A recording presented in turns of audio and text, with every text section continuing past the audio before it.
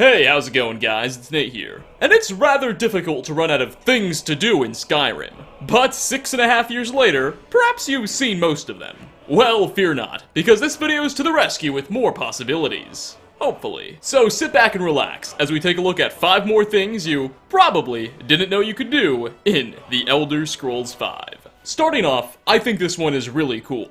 So, generally if you commit a crime within a faction's headquarters, that player will incur a bounty depending on which hold that headquarters is in.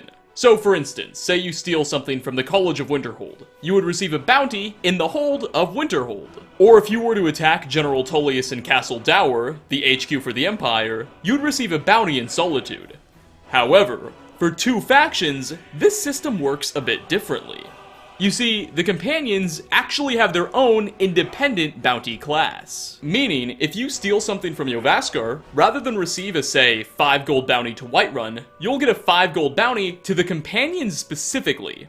Therefore, you can steal from the companions' guild hall, then roam around Whiterun streets, and guards won't even bother to approach you. What's so funny is that instead, you'll be hassled by members of the companions, who will draw their swords on you and demand you pay up. Uniquely, the companions are incapable of jailing you, so you'll only have the option to either pay or refuse. If you refuse, one of 2 things will happen. The companions will either all become hostile and attack, or they might just tell you off if your crime wasn't too significant. However, until your bounty is removed, it'll be impossible to initiate dialogue with members of the faction, as they'll only speak to you normally once you've paid it off. Likewise, the Thieves Guild has their own means of dealing with property theft.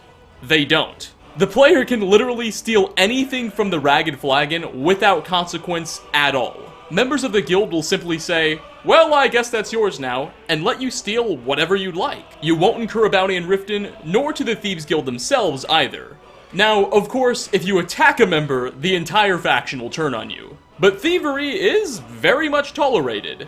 I suppose that's rather fitting for such an organization. Next on our list, dragon shouts are by their very nature a pretty loud affair. I mean, it involves quite literally screaming at somebody in order for magic to essentially come out of your mouth. Needless to say, if you do it at night in a settlement, you're probably gonna wake up a few neighbors. Well, did you know you can actually avoid this and make your dragon shouts entirely silent? Or at least the actual shouting part. You see, the perk Quiet Casting from the Illusion skill tree has a described effect of making your casted spells quieter, which I guess gives you some sort of benefit stealth-wise. However, it's not just spell casting that this perk applies to, as it will also completely mute your character's voice whenever you shout. So rather than say, Fus Roda, you'll simply say nothing. Of course, you'll still be able to hear the effect itself, just not your character shouting. Take a listen.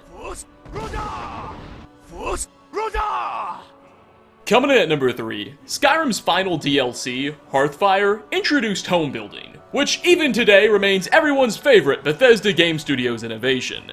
Right? That said, there were also quite a few smaller, more minor things introduced with this DLC as well that are very easy to miss. Especially if homemaking and family building aren't your cup of tea. One such possibility introduced with the expansion that you may not have known is that if your player home had a cellar with no furniture, there was a very small chance that it could indeed be struck by a skeever infestation, where a handful of skeevers would spawn in that cellar. And if you were to have children, they'd refuse to even enter it, citing monsters. And your spouse would also demand you go and solve the problem. Of course, the only real solution is going down there and doing away with the beasts yourself. Which shouldn't be too much of a challenge considering you have the soul of a dragon, but they can still be a bit of an annoyance nonetheless. Again though, this problem can only occur if the player holds an unfurnished cellar in one of the Hearthfire properties. Now, I know the cellar you're seeing in this video very much has furniture, but think of it more as a dramatization. For 4th spot, speaking of rather trivial things added in with Hearthfire, salmon are a rather interesting creature. Native to Skyrim's various rivers, they compete with slaughterfish for space. And, well, slaughterfish are winning, my friends. Salmon can be caught simply by approaching them and pressing the interact button. Do so, and you will instantly have salmon meat added into your inventory. And to be honest, it's completely useless, restoring a measly 2 points of health. It really only just takes up weight if I'm being honest. However, with the introduction of the Hearthfire DLC, something interesting happened. Salmon caught in rivers will still be lame, only giving you some useless salmon meat. But if you catch a salmon mid-jump as it goes upstream over one of those mini waterfall things that I'm sure has a geographical name, but I can't think of it, then you'll be given salmon roe as well. In the world of fish terminology, roe basically just means eggs. Salmon roe are considerably more useful than salmon meat, as not only do they restore stamina, but they also grant you 60 seconds of water breathing whenever you mix them into a potion. This is around 5 to 10 times as much as literally any other ingredient in the game. And the only way to acquire this ingredient is to catch a salmon when it's in the air and you have the Hearthfire DLC installed. Just a fun little fact. And finally, last on our list, the Midden is a large network of tunnels underneath the College of Winterhold.